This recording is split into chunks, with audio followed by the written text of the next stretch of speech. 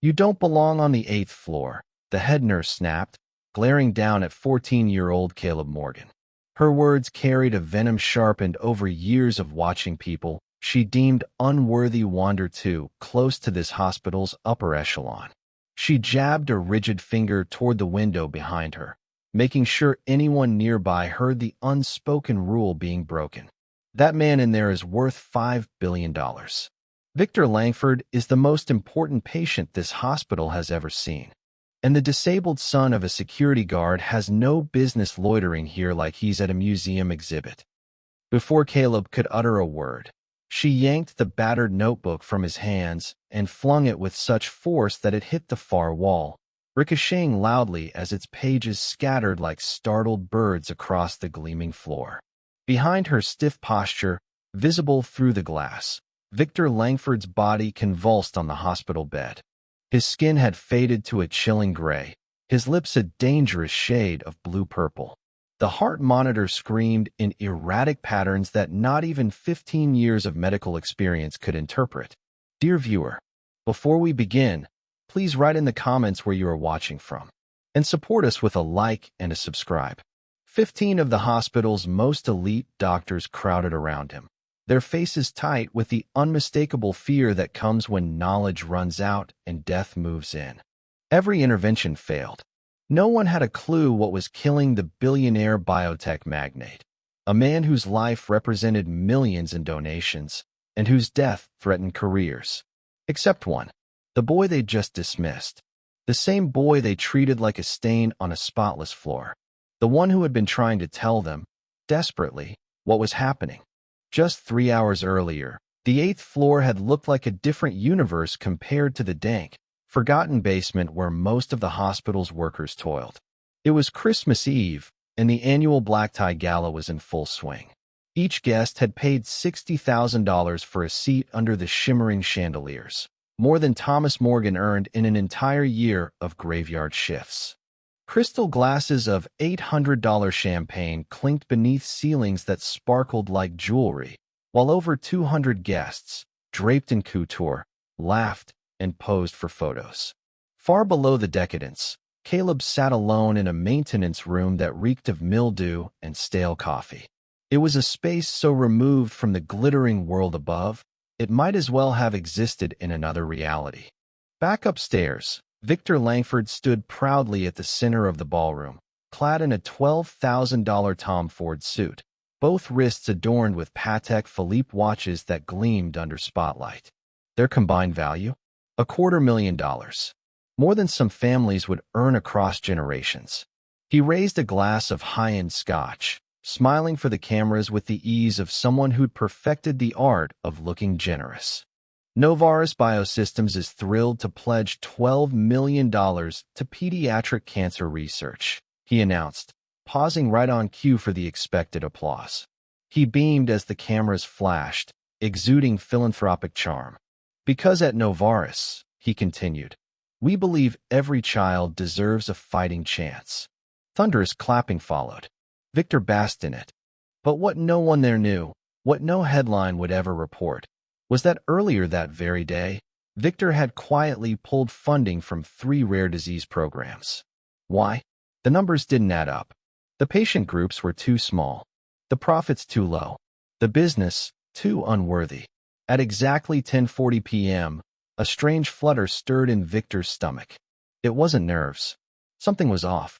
He mentioned it to his assistant with a laugh, blaming rich food and stress. But his gut knew better. Meanwhile, in the damp belly of the hospital, Caleb Morgan abruptly snapped shut the medical textbook he'd been buried in.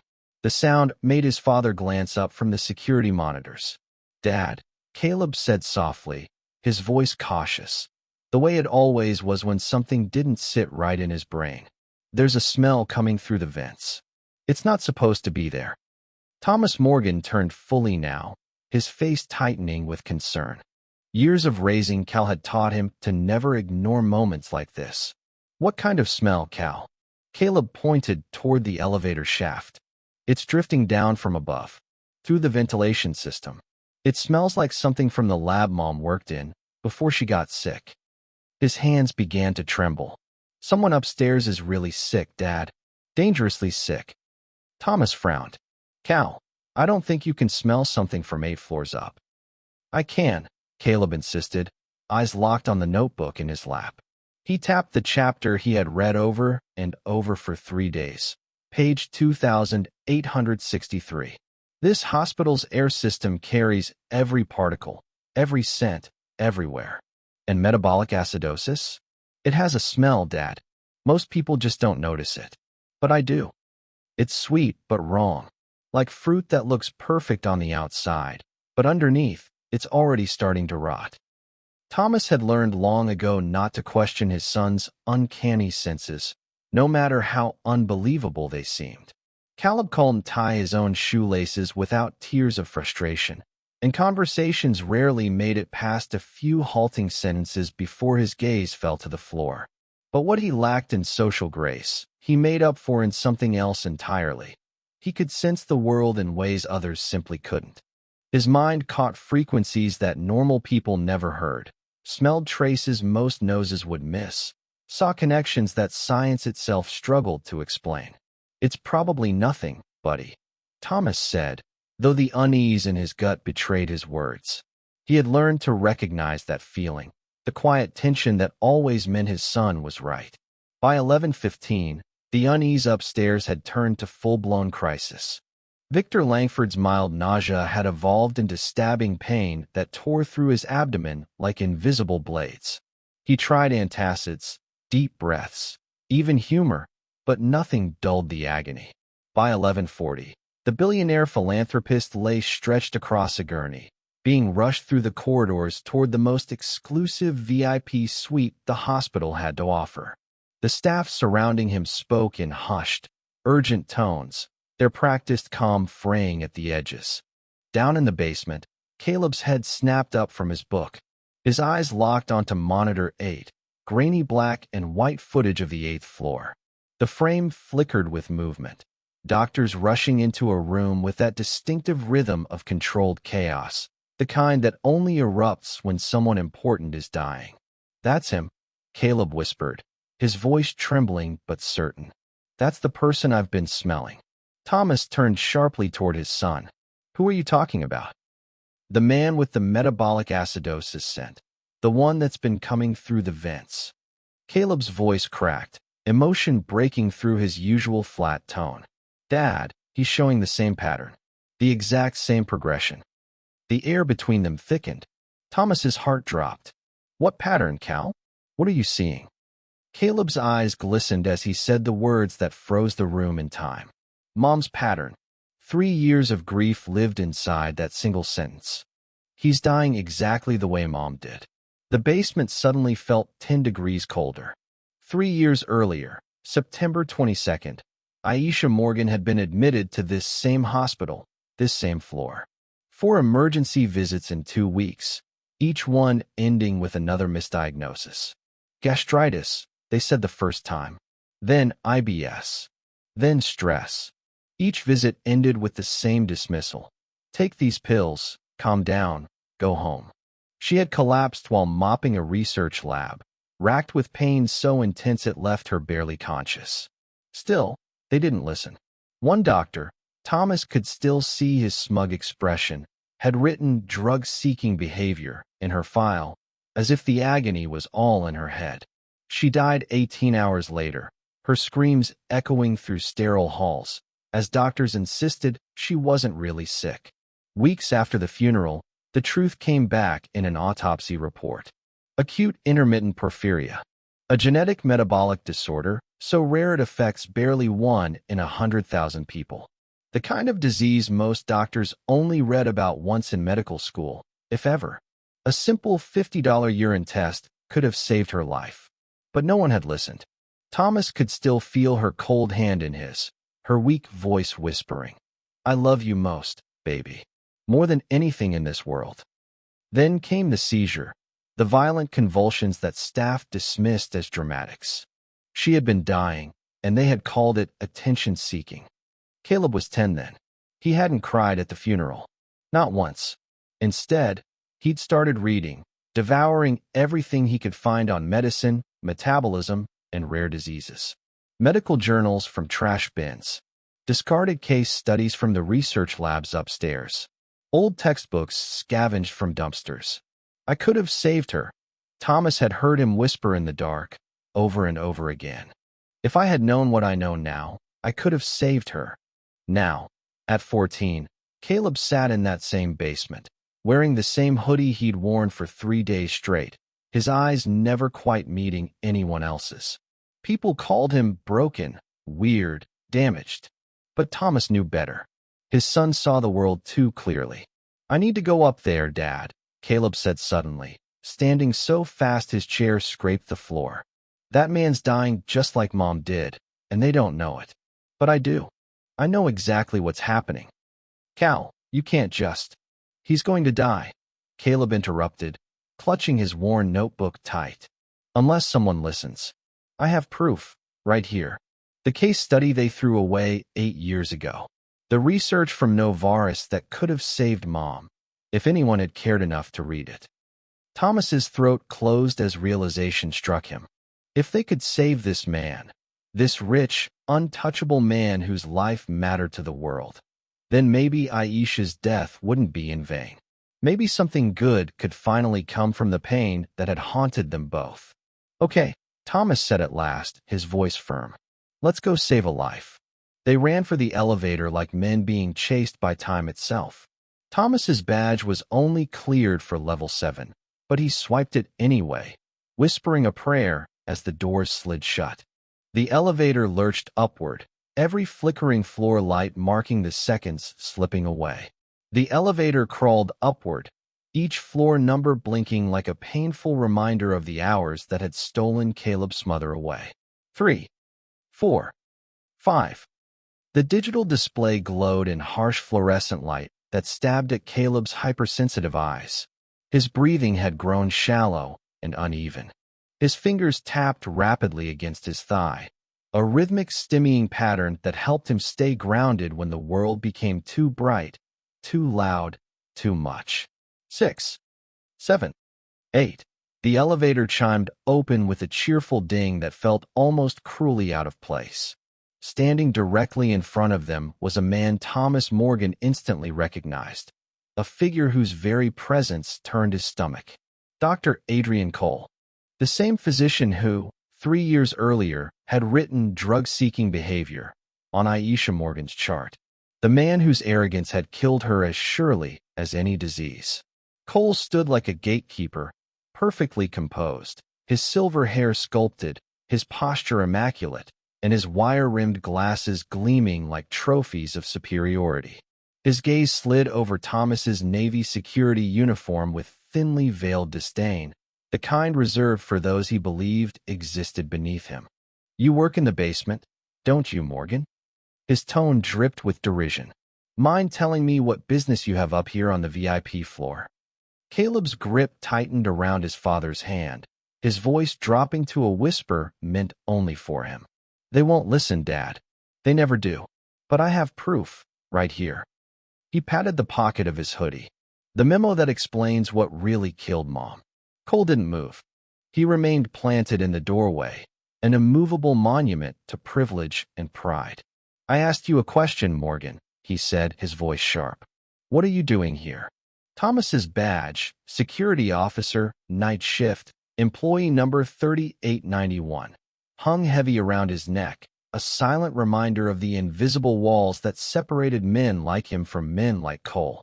There's a medical emergency, Thomas began, his voice steady but urgent. And my son knows exactly what's wrong with your patient. Your son?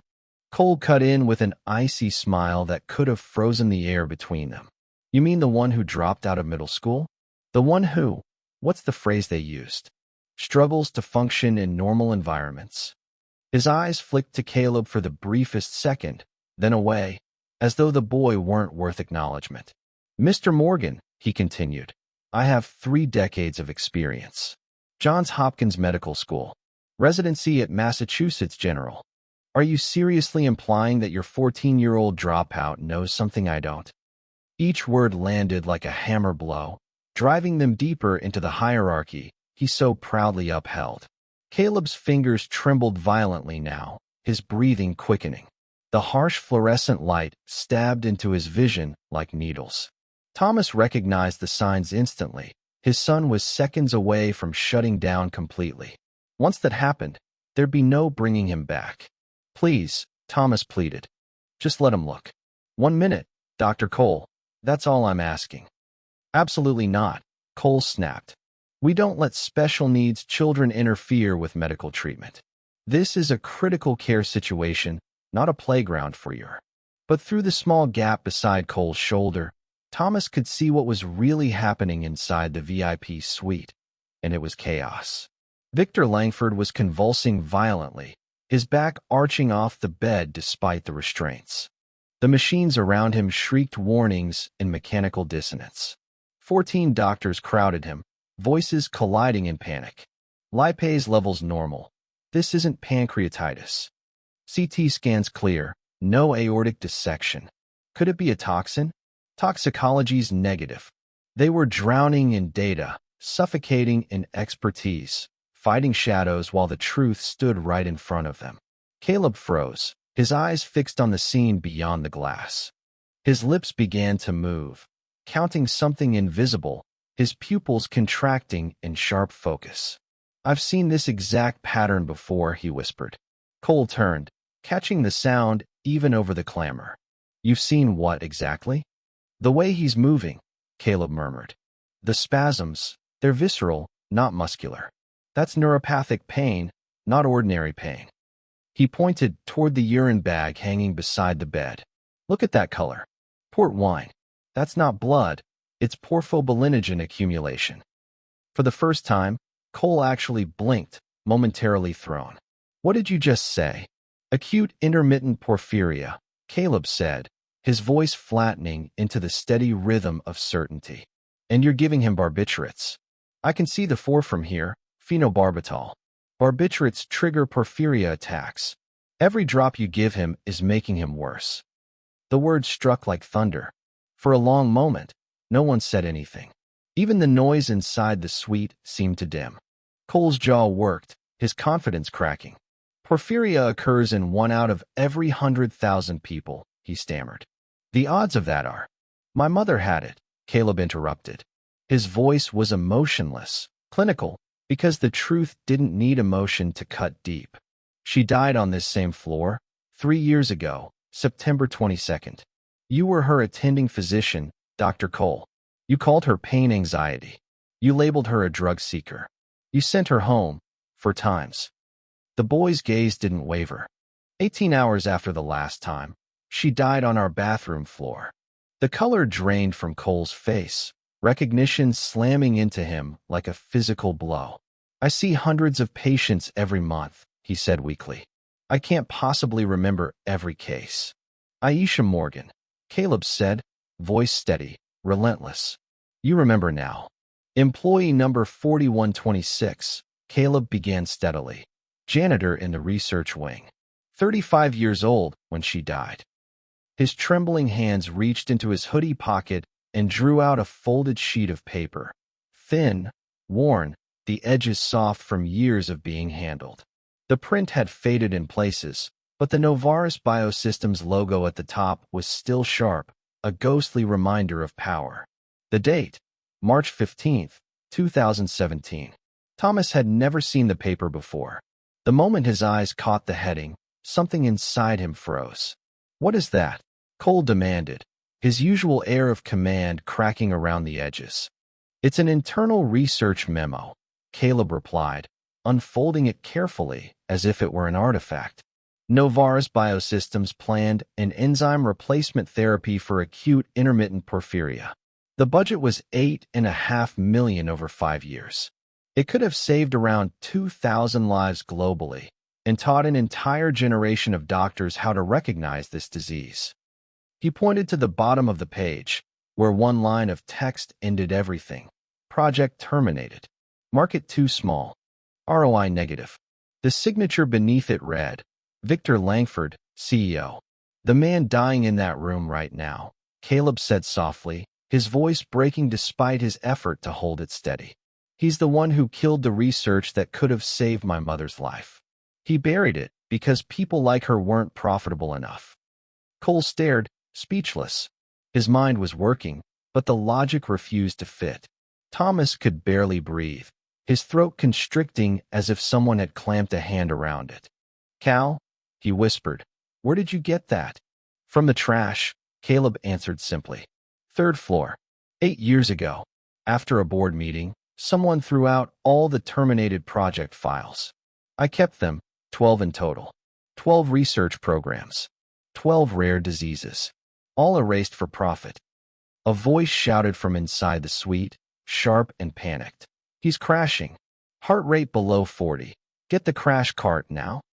The alarms began screaming, merging into a single mechanical wail that signaled death was closing in.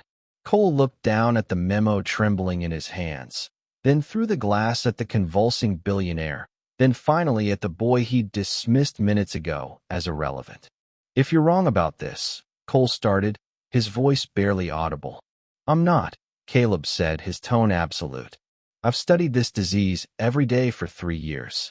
I know every symptom, every trigger, every diagnostic test.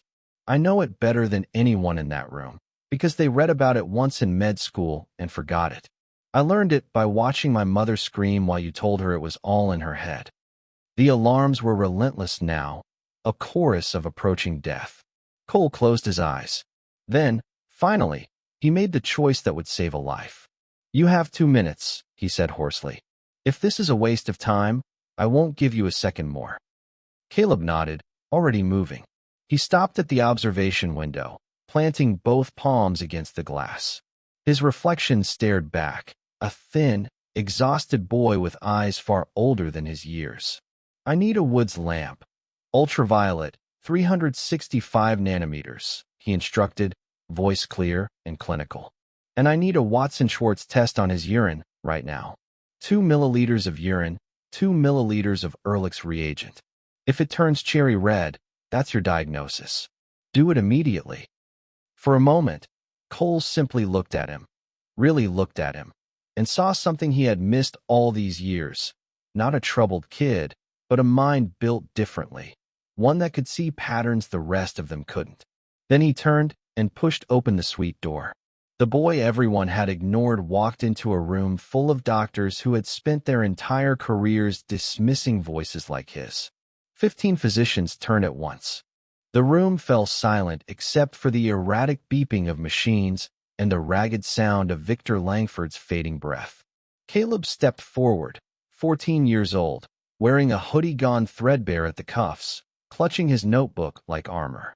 Thomas stood close behind, the quiet force of a father ready to defend him from a world that never had. Dr. Naomi Becker spoke first, her voice tight with indignation. "Who authorized them to be in here?" Cole straightened his shoulders. "The boy knows the diagnosis," he said, and even he seemed surprised by the conviction in his own voice. "When none of us could figure it out." A ripple of uneasy laughter moved through the room. Dr. Elliot Grant shook his head, disdain curling his mouth. "We have 15 physicians here with a combined 200 years of experience, and you're telling me a middle school dropout solved this?" Caleb didn't flinch. He walked straight to the bedside, never asking for permission, his attention laser-focused on the dying man. Langford's skin was the color of cement, his lips blue-black, his body jerking violently against the restraints. The heart monitor screamed erratically, 40 beats per minute, then a wild spike to 190, then a sudden dip back to 60. No rhythm, no order, just chaos inching toward a flat line. "Don't you dare touch him," Becker barked. Caleb didn't. He only observed, eyes scanning every inch of the scene. His voice when he spoke was calm, methodical, precise. "Port wine urine, approximately 400 milliliters. Not blood contamination." "We already checked for blood," a young resident said defensively. "You checked for red blood cells," Caleb corrected without missing a beat. "I'm talking about porphobilinogen. Completely different test." He pointed to Langford's hands under the harsh lights. "Notice the discoloration. The left hand is darker than the right. That's photosensitivity from porphyrin accumulation in the skin. Several doctors leaned closer, squinting. One of them nodded slowly. He's right. There is a difference. Caleb continued, his voice growing stronger. And that seizure pattern, it's wrong for standard epilepsy. What you're seeing is neuropathic distress. The nervous system itself is misfiring from toxic buildup. He looked up, eyes blazing with focus. You're not treating a seizure disorder. You're watching his body destroy itself from the inside, and you're helping it happen. This isn't a grand mal seizure, Caleb said firmly. It's not coming from his brain at all. This is peripheral neuropathy, nerve damage spreading throughout his body. You're targeting the wrong system entirely. Anti-epileptics won't help. Dr. Grant's brow furrowed. The MRI showed. The MRI showed a healthy brain, Caleb interrupted. Exactly. But this isn't cerebral. It's attacking the peripheral nervous system. And 5 distinct symptoms are showing up all at once. Visceral neuropathic pain, autonomic tachycardia, peripheral nerve seizures, photosensitivity, and port wine-colored urine. He paused, letting the words settle like a puzzle falling into place. Only one condition in medical literature matches all 5 symptoms occurring simultaneously. Cole didn't need to ask, but he did anyway, softly, knowing the answer would shift everything.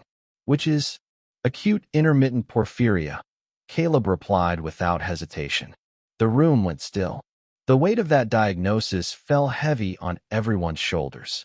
That affects 1 in every 100,000 people, Becker said quietly. We might see one case in a decade. Then explain why you're missing it right now, Caleb said, flipping open his notebook. The pages were filled with tight, precise handwriting and hand-drawn medical diagrams. And worse, you're giving him medications that are making it worse. He pointed at the 4 bags. Phenobarbital and morphine. Both are highly porphyrinogenic. They intensify the enzyme deficiency cascade. Every dose has been accelerating his decline. Grant looked stunned. How could you possibly know what we've given him? I can read the labels from here, Caleb said calmly. And I can see it in his deterioration timeline. He started crashing 40 minutes ago, right after you began the barbiturate infusion. Check your documentation. Cole pulled out his tablet, fingers flying across the screen. His face drained of color. He's right. Patient began crashing at 12:18 a.m., exactly when the phenobarbital drip was started. What would you have us do now? Becker asked. Her earlier skepticism was gone, replaced by focused urgency. Stop the barbiturates immediately. Cut off the morphine too. Then administer heme intravenously, 3 milligrams per kilogram of body weight. It's the only known treatment that can interrupt the porphyrin cascade once it starts. We don't stock heme here, Grant said. You're a research hospital with a transplant unit, Caleb countered. Check your pharmacy. Look for panhematin. Catalog number 313 milligrams per vial. Cole was already on the phone. This is Dr. Cole. Check inventory for panhematin immediately.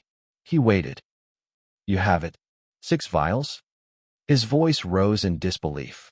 Prepare 1 for immediate infusion. Not yet, Caleb said quickly. Confirm the diagnosis first. How? Cole asked. I need a Woods lamp. Ultraviolet, 365 nanometers. Thomas didn't wait. He reached to his belt and handed over his UV flashlight, standard issue for security investigations. Caleb took it gently and approached the catheter bag. Dim the lights, he said. Becker nodded. A resident hit the switch, and the room sank into near darkness, lit only by flickering monitors. Caleb turned on the flashlight. A violet glow lit the bag, and the urine inside blazed neon pink, radiating like something radioactive. Gasps rippled across the room. A few doctors instinctively stepped back. Porphobilinogen fluorescence under UV light, Caleb said quietly. It's pathognomonic for porphyria. Definitive proof. The overhead lights came on harsh and sudden. Everyone stared at the bag in stunned silence, the truth now blindingly obvious. We still need Watson-Schwartz confirmation, Cole said, though his voice had softened. 2 milliliters of urine, 2 milliliters of Ehrlich's reagent, Caleb recited. Cherry red if positive. But look at the monitor. You don't have time. All eyes turned to Langford. His heart rate was plummeting fast. 120. 100. 80. 70. 60. 50. 42. Every beep brought him closer to flatline. He's coding. Becker shouted. Start the heme infusion now. Caleb's voice cut through the chaos like a scalpel. If you resuscitate him without stopping the porphyrin cascade, he'll arrest again within 10 minutes. You have to stop it at the source. Cole made the call in a heartbeat. Get the panhematin, 313 milligrams, for push. Do it now. We don't have confirmed diagnosis. Do it now. Cole's voice cracked like thunder. Hang the heme, or this man dies in 60 seconds. The nurses sprang into motion. One bolted from the room. 90 seconds later, she was back, clutching a vial of dark amber liquid worth $10,000. It was drawn, mixed with saline, and hung with practiced speed. As the infusion began, the room held its collective breath. 30 seconds. 40. 50. Langford's heart rate stopped free-falling. Then, slowly, it began to climb. 65. 75. 85.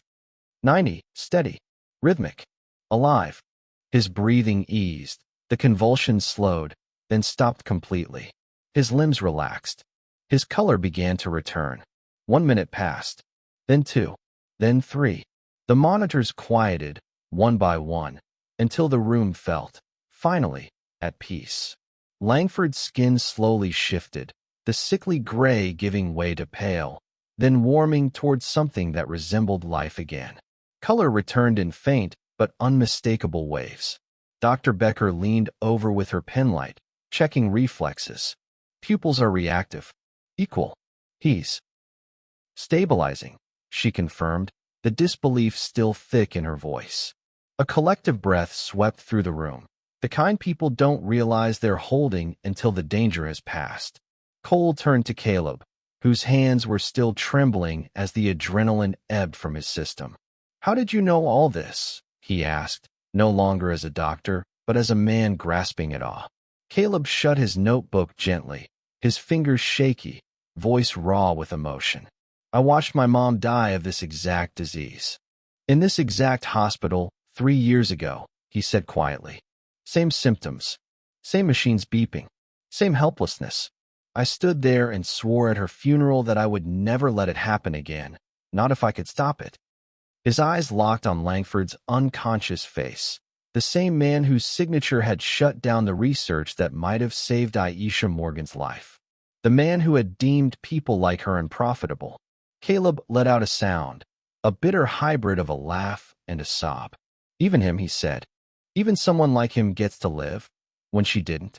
40 minutes later, Victor Langford slowly opened his eyes, blinking hard against the fluorescent lights overhead. His body felt foreign, like it had fought a war while his mind blacked out. A nurse leaned in gently. Mr. Langford, can you hear me? You're at Sterling Heights Medical. You had a medical emergency. But you're stable now. Memories flickered. Champagne. Pain. Darkness. What? What happened to me? He rasped. Dr. Cole stepped into view. You experienced an attack of acute intermittent porphyria, a rare genetic condition. 1 in 100,000, roughly. Langford's gaze swept the room slowly, landing on the circle of physicians surrounding him, 15 of the best his money could buy. Then his eyes caught on something unexpected, a teenage boy in a worn-out hoodie, standing beside a man in a night shift security uniform. Who are they? And what are they doing in my room? Langford asked, voice tight with confusion. Cole hesitated. Then, that's Caleb Morgan. And his father, Thomas. Thomas works security here at night. That doesn't explain why they're standing in my private suite, Langford pressed. Silence thickened before Cole spoke again. Caleb diagnosed your condition when none of us could. Langford blinked, stunned. He's a child. He's 14. Dropped out of 7th grade, Cole replied. Taught himself medicine using discarded textbooks and research papers he found in this hospital's trash. Cole placed something folded into Langford's hands. And he saved your life. When 15 highly trained physicians couldn't figure out what was killing you. Langford opened the document. His hands trembled. Novartis Biosystems. Letterhead. March 15, 2017. A proposal for porphyria research, $8. 5 million over 5 years. A projected impact, 2,000 lives saved worldwide. His own signature at the bottom. And the damning words beside it. Project terminated. Market too small. ROI negative. His face drained of all color. Where did you get this? From the corner, Caleb spoke softly. Trash bin. 3rd floor research wing. 8 years ago. After the board meeting, someone tossed the files. I collected them. Langford stared at him, really seeing him for the first time. You've been holding on to this all these years. Yes, sir, Caleb said. And 11 others. 12 total research proposals, 12 rare diseases. All canceled between 2016 and 2020 because the patient groups weren't profitable enough. Langford felt his throat tighten, as if the air had turned solid. That's just business, he muttered weakly. We can't fund every project that lands on our desk. My mother died of porphyria, Caleb said, cutting through the excuse like a scalpel. September 22nd. 3 years ago. On this floor. He didn't raise his voice, but the weight in his words was suffocating. She came to the ER 4 times in 2 weeks. Her pain got worse each time, but no one knew what was wrong. No one ran the right test. She died screaming, and no one believed her. The room went silent. Even the machines seemed to quiet in respect. The autopsy said it. Acute intermittent porphyria. Same thing you just survived. Caleb's eyes were dry. His grief had burned its tears long ago. If your company hadn't terminated that research, maybe the doctors would have recognized it. Maybe medical schools would have taught more than a single paragraph on it. Maybe my mom would still be here. Langford looked like he'd been struck. I didn't mean to hurt anyone, he said, voice barely audible. No, Caleb agreed. You didn't mean to kill her specifically. That's true. He stepped forward slightly, his voice low and steady. You meant to maximize ROI. 12 projects. 12 diseases. How many people died because they weren't profitable enough for you to care? Cole stepped in, adding the weight of data to the pain. Caleb's documented 216 rare disease misdiagnoses at this hospital alone. 58 unique conditions. 91% of those cases were initially misdiagnosed. Not because doctors didn't care, but because they were never trained to see them. Because the research was never funded. Because patients like Aisha Morgan didn't matter on a balance sheet. Langford stared down at the memo, his own signature scrawled across a decision made 8 years ago without a single thought for the human cost. Somewhere, a woman had died because of it. And now, her son had just saved his life. Why? He asked, his voice cracking under the weight of everything. Why would you save me, after what I did? Caleb was silent for a long time. When he finally answered, his voice was soft but unwavering. My mom always believed that every life has value, even ones that don't see that value in others. He met Langford's gaze directly, forcing eye contact even though it pained him to do so. I didn't save you because you deserved it. I saved you because she would have wanted me to.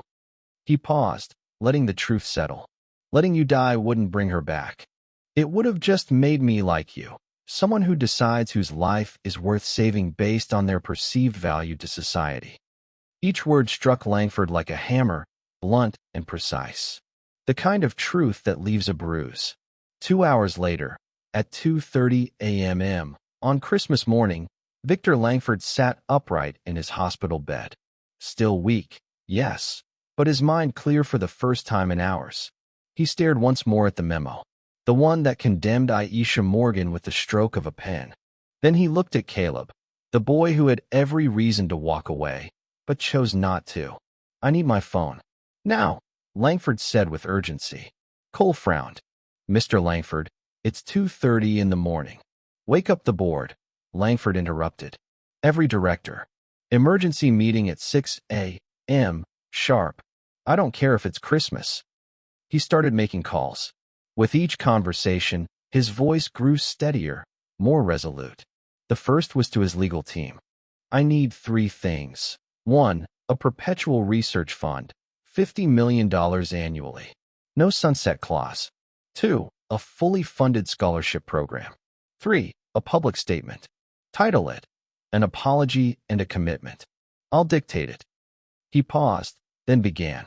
8 years ago, I personally shut down 12 rare disease research projects. I did it because the markets were too small, the return on investment too low. I was wrong. Tonight, I nearly died from a rare genetic disorder, porphyria, a condition I helped make invisible. And I wasn't saved by one of the elite physicians in this room. I was saved by a 14-year-old boy. A boy who taught himself medicine using the research my company threw away. His name is Caleb Morgan. His mother, Aisha Morgan, died of this same disease. She died in this hospital because I chose profit over people. Langford turned to the room. Doctors, nurses, Caleb, and Thomas, all listening. Effective immediately, Novartis Biosystems will establish the Aisha Morgan Rare Disease Fund. $50 million a year, with no expectation of ROI. Pure research for the forgotten diseases Big Pharma ignores. Caleb's fingers clenched reflexively. He could hardly trust his ears. Second, Langford continued. We're launching the Caleb Morgan Medical Scholarship Program. Full tuition, full support. Not just for him, but for students like him. Students failed by traditional education systems. Students with autism, ADHD, dyslexia. The ones who see what others miss. Thomas pulled Caleb closer, his arm protective, eyes glassy with emotion. Third, Langford said, total transparency. Every research proposal Novartis receives will be publicly logged. Every cancellation fully documented. No more buried projects. No more buried patients. He turned to Caleb, his voice heavy with awe. If you could forgive me enough to save my life, I can spend the rest of mine making sure no one else dies because I couldn't see their worth. He ended the call, then looked at the doctors. Send that statement to every major news outlet. I want it published by noon. Dr. Kwan stepped forward, an idea forming fast. Mr. Langford, Caleb deserves more than a scholarship. He needs a role. Right now? Today? What do you mean? Langford asked. Start a rare disease diagnostic unit, she said, her voice gaining strength. Put Caleb in charge. Lead consultant. Let him do what none of us could. Cole raised an eyebrow. He's 14. No degree. No formal training. And yet this hospital, with all its credentials, nearly let a billionaire die on Christmas Eve, Kwan replied sharply. A teenager with a notebook full of discarded knowledge saved him. Maybe it's time we rethink what qualifies someone as an expert. She turned to Caleb. You'd be our colleague, not a mascot. We'd handle legal care. You bring your insight. A real partnership. Medicine needs new minds. Caleb looked stunned. His hands trembled again. I don't know if I can. You already did, Dr. Becker said gently. You spotted a 1 in 100,000 condition in minutes. You knew the complication before the lab confirmed it. You've done what most specialists never will. Dr. Grant nodded. You've studied this for years. Patterns we overlook, you see instantly. That's not luck. That's brilliance. Caleb turned to Thomas, his eyes searching. Thomas smiled, genuinely, and maybe for the first time in years. He placed a hand on his son's back and said, quietly, it's time they start listening to the kid who's been right all along. Your mother would be unbelievably proud of you, Cal, Thomas said softly. She'd want you to use this, to make sure no one else disappears the way she did. Forgotten. Misunderstood. Caleb nodded slowly, the weight of it all settling across his shoulders like armor. He took a breath and looked straight at Langford. Okay, he said, but I need something in return. Name it. Langford replied without hesitation. Anything. I want complete access to your terminated research files, Caleb said firmly. Every single one. No exceptions. Every canceled project, every abandoned drug development. Every condition you decided wasn't worth studying. Langford swallowed hard. That's going to be a very long list. I know exactly how long it is, Caleb replied, and I want to study all of it. There are patterns in what gets abandoned and who gets left behind. I need to see them.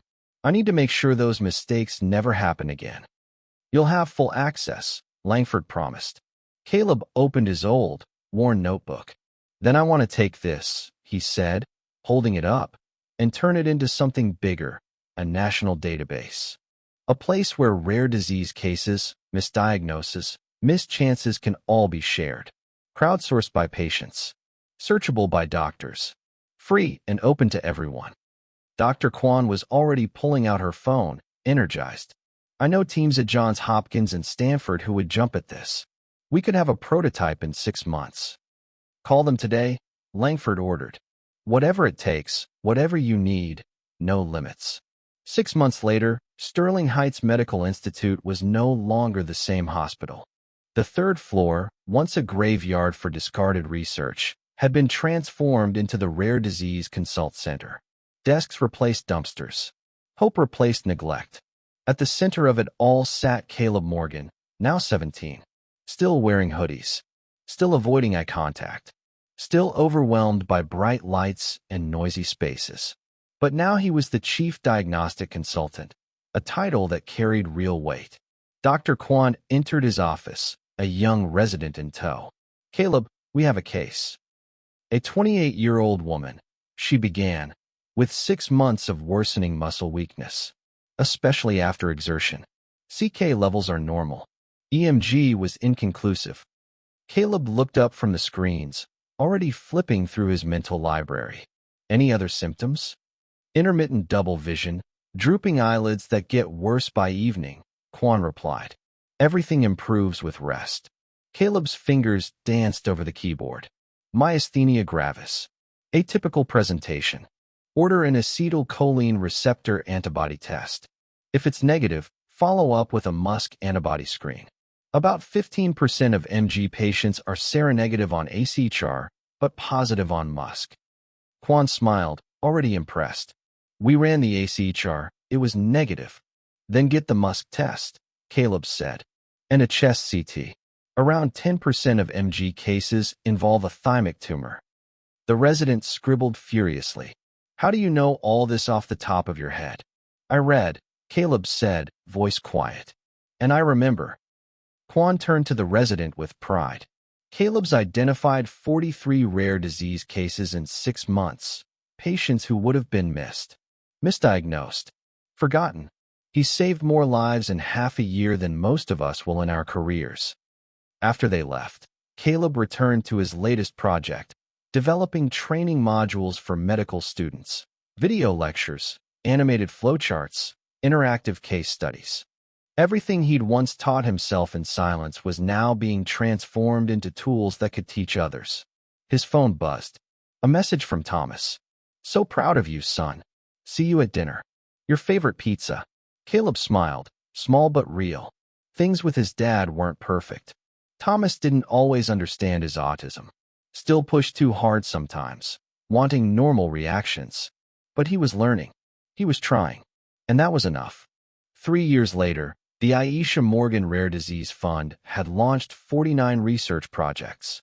The Caleb Morgan Medical Scholarship had supported 89 students, young minds who saw the world differently and spotted patterns others missed. The Rare Disease Database had helped diagnose over 2,000 patients across 6 continents. At 20, Caleb Morgan became the youngest recipient of the Lasker Prize for Medical Innovation. The hoodie stayed. The aversion to eye contact stayed. So did the need for quiet when the world grew too loud. But he kept seeing what others missed. And because of that gift, because of a promise whispered beside a hospital bed, thousands who might have died invisible and forgotten were alive. Seen. Remembered. For Aisha Morgan, who scrubbed floors but raised a genius. For Thomas Morgan, who learned that different doesn't mean broken. For every rare disease patient who's ever been told they're too small, too complicated, too unimportant to matter. You matter. You are seen. You are valued. Thank you for watching. Subscribe me and hit the notification bell to not miss new stories. Bye.